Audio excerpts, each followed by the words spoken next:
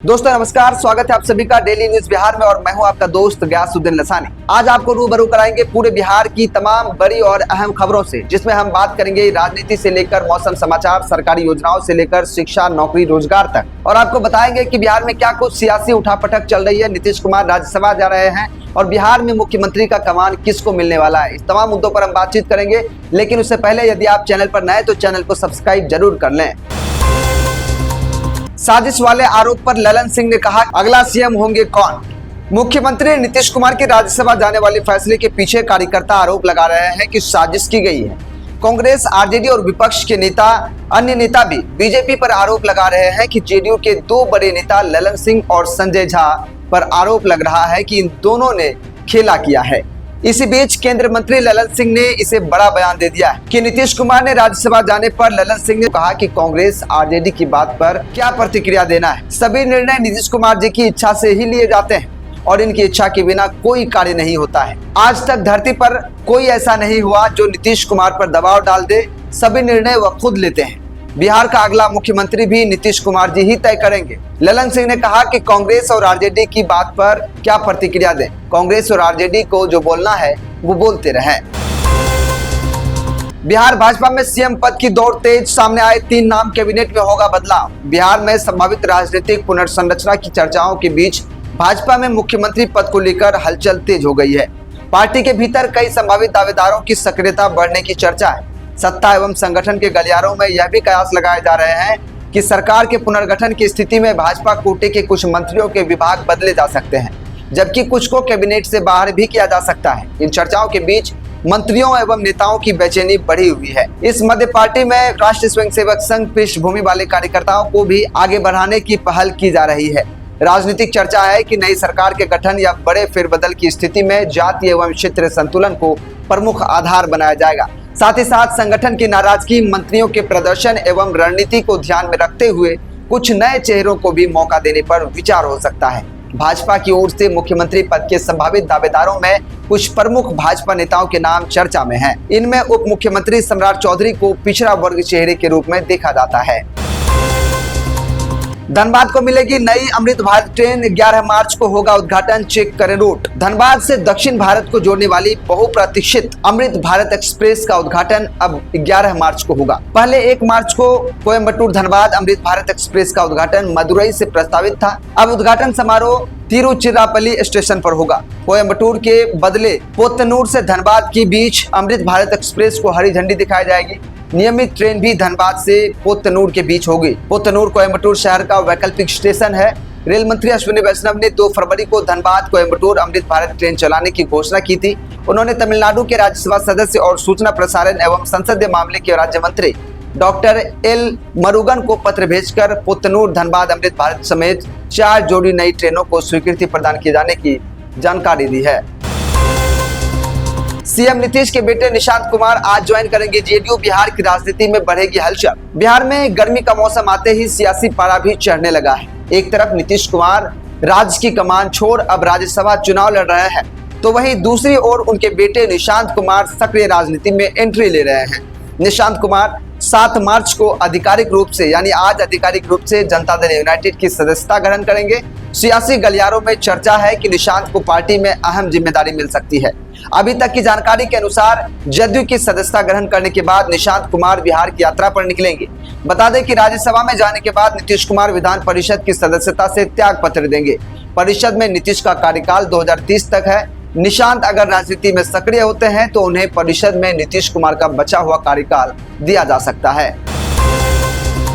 बिहार के मेजर नीतीश कुमार ने यूपीएससी में लहराया परचम, सिविल सेवा परीक्षा में मिली 305वीं रैंक। बेगूसराय जिले के शंभू थाना क्षेत्र अंतर्गत बिजुलिया पश्चिम टोला निवासी शिवाकांत सिंह और माता शिक्षिका किरण सिंह के पुत्र नीतीश कुमार ने यूपीएससी सिविल सेवा परीक्षा 2025 में सफलता हासिल की है। नीतीश ने ऑल इंडिया 305वां रैंक प्राप्त किया है। नीतीश के दादा नारायण शर्मा अपने समय में सामूहिक के प्रसिद्ध नेता थे और बिजुलिया पैक्स के अध्यक्ष के रूप में उनका कार्यकाल काफी सफल माना जाता है। पिता शिवाकांत सिंह कोल माइनिंग विभाग में मध्य प्रदेश में कार्यरत हैं। वर्ष 2010 से भारतीय सेना में अधिकारी के रूप में सेवा दे रहे हैं और वर्तमान में मेजर के पद पर तैनात हैं। आर्मी को अपना प्रेरणा स्रोत मानने वाले नीतीश कुमार ने नौकरी की व्यस्तता के बीच खुद से तैयारी की। एंथ्रोपोलॉजी विषय चुनकर उन्होंने तीसरे प्रयास में सफलता पाई। नीतीश का उत्तराधिकारी कौन? बिहार का नया सीएम चुनने में ये 5 फैक्टर करेंगे काम। बिहार की सियासत 2 दशक के बाद बदलने जा रही है। राजनीति 360 डिग्री पर घूम गई। जेडीयू के कार्यकर्ताओं को यह बात हजम नहीं हो पा रही है कि नीतीश कुमार मुख्यमंत्री पद छोड़ देंगे, लेकिन अब उनके पटना से दिल्ली की राजनीति में जाने का फैसला हो चुका है। ऐसे में बीजेपी बिहार की सियासत में पहली बार अपना मुख्यमंत्री बनाने जा रही है, लेकिन नीतीश के उत्तराधिकारी को चुनने के लिए ऐसे चेहरे की तलाश है जो भविष्य की मजबूत इबारत लिख सके। बीजेपी में नए मुख्यमंत्री की रेस में सम्राट चौधरी से लेकर नित्यानंद राय और दिलीप जायसवाल जैसे कई नेताओं के नाम चर्चा में है। बीजेपी को नए सीएम के लिए सिर्फ संगठन और सरकार में काम करने का अनुभव नहीं चाहिए, बल्कि बिहार के जातीय समीकरण में फिट होने के साथ साथ पार्टी की जड़ों को मजबूत कर सके। बिहार की राजनीति नीतीश कुमार के इर्द गिर्द 2005 से सिमटी हुई है। इसके चलते ही आरजेडी सत्ता में वापसी नहीं कर सकी, लेकिन अब गेम बदल रहा है। नीतीश के पटना से दिल्ली की राजनीति में शिफ्ट होने जाने के बाद भी बिहार की सियासत बीजेपी के हाथ में होगी। ऐसे में देखना होगा कि बीजेपी किसे बिहार में नीतीश कुमार का सियासी उत्तराधिकारी चुनती है, ये देखने का विषय है। ट्यूशन में नाबालिग छात्रा से यौन शोषण, टीचर पर ही लगे गंभीर आरोप। बिहार की राजधानी पटना के मनेर थाना क्षेत्र से एक नाबालिग छात्रा के साथ कथित यौन शोषण का मामला सामने आया है। इस मामला के सामने आने के बाद इलाके में चिंता और आक्रोश का माहौल है। आरोप गांव के ही एक होम ट्यूशन पढ़ाने वाले शिक्षक पर लगा है। परिजनों की शिकायत के बाद पुलिस ने मामला दर्ज कर जांच शुरू कर दी है और आरोपी की गिरफ्तारी के लिए लगातार छापेमारी की जा रही है। जानकारी के अनुसार मनेर क्षेत्र के एक गाँव की रहने वाली नाबालिग छात्रा अपने ही गाँव में एक शिक्षक के पास होम ट्यूशन पढ़ने जाया करती थी। आरोप है कि इसी दौरान शिक्षक ने उसे बहला फुसला कर उसके साथ गलत हरकत की। जब छात्रा ने यह बात अपने परिजनों को बताई तो परिवार के लोग तुरंत मनेर थाना पहुंचे और लिखित शिकायत देकर कार्रवाई की मांग की।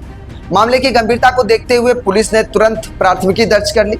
साथ ही घटनास्थल की जांच के लिए फॉरेंसिक साइंस लैब यानी FSL की टीम को बुलाया गया ताकि जरूरी साक्ष्य जुटाए जा सके और पुलिस अधिकारियों का कहना है कि जांच के दौरान सभी पहलुओं को ध्यान में रखते हुए कार्रवाई की जाएगी।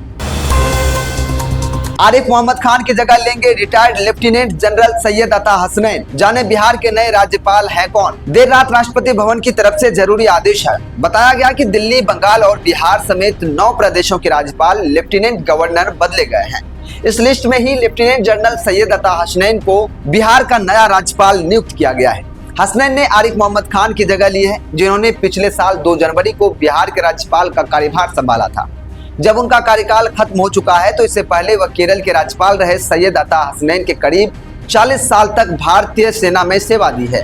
यानी सैयद अता हसनैन ने करीब 40 साल तक भारतीय सेना में अपनी सेवा दी है। अपने सैन्य करियर के दौरान उन्होंने जम्मू कश्मीर में कई महत्वपूर्ण जिम्मेदारियां निभाई। साल 2012 से 14 के बीच वे श्रीनगर में सेना की 15 कोर यानी चिनार कोर के कमांडर थे।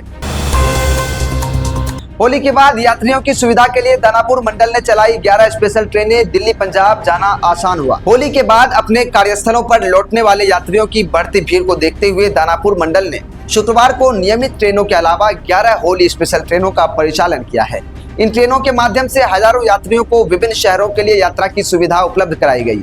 रेलवे अधिकारियों के अनुसार पटना से नई दिल्ली, अमृतसर, डॉक्टर अंबेडकर नगर, अहमदाबाद के लिए स्पेशल ट्रेनें चलाई गई है। वहीं दानापुर से लोकमान्य तिलक टर्मिनल्स, पुणे और SMVT बेंगलुरु के लिए भी विशेष ट्रेनों का संचालन किया गया। इसके अलावा शेखपुरा से आनंद विहार के लिए 2 स्पेशल ट्रेनें तथा स्थानीय यात्रियों की सुविधा के लिए पटना और राजगीर के बीच भी विशेष ट्रेनें चलाई जा रही हैं।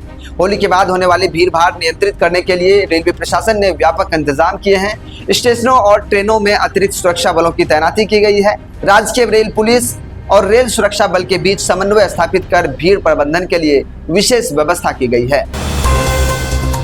बिहार में मौसम फिलहाल साफ और शुष्क बना हुआ है। आज पूरे राज्य में आसमान ज्यादातर साफ रहने की संभावना है। हालांकि कुछ इलाकों में कुछ स्थानों पर हल्के बादल दिखाई दे सकते हैं। तापमान की बात करें तो दिन का अधिकतम तापमान लगभग 30 से 33 डिग्री सेल्सियस के बीच रहने की संभावना है, जबकि रात का न्यूनतम तापमान 16 से 19 डिग्री सेल्सियस के आसपास रह सकता है। सुबह और देर शाम हल्की ठंडक महसूस होगी। हवा की रफ्तार हल्की से मध्यम रह सकती है, जिससे मौसम काफी सुहावना बना रहेगा। फिलहाल अगले 24 घंटों में राज्य के अधिकांश हिस्सों में बारिश की कोई खास संभावना नहीं है। कल यानी अगले दिन मौसम लगभग ऐसा ही रहने का अनुमान है। दिन का तापमान थोड़ा बढ़कर 32 से 34 डिग्री सेल्सियस तक जा सकता है, जबकि रात का तापमान 17 से 20 डिग्री सेल्सियस के बीच रहने की उम्मीद है। कुल मिलाकर बिहार के अगले 1 से 2 दिनों तक मौसम साफ, शुष्क और सामान्य से थोड़ा गर्म रहने वाला है। फिलहाल मौसम से जुड़ी इतनी ही जानकारी। ताज़ा अपडेट के लिए बने रहे हमारे साथ और इस चैनल को सब्सक्राइब जरूर कर लें। तो दोस्तों, ये थी आज 7 मार्च की सभी बड़ी खबरें। बिहार की राजनीति से लेकर रेलवे, शिक्षा और मौसम तक हर बड़ी अपडेट हमने आप तक पहुंचाई है। ऐसे ही सटीक और भरोसेमंद और तेज खबरों के लिए जुड़े रहिए हमारे साथ डेली न्यूज बिहार के साथ। अगर आपको यह बुलेटिन पसंद आया हो तो वीडियो को लाइक करें, शेयर करें और चैनल को सब्सक्राइब जरूर करें ताकि कोई भी बड़ी खबर आपसे न छूट जाए। साथ ही साथ फेसबुक पर देख रहे हैं तो पेज को फॉलो जरूर कर लें। तो फिलहाल के लिए हमें दीजिए इजाजत। नमस्कार।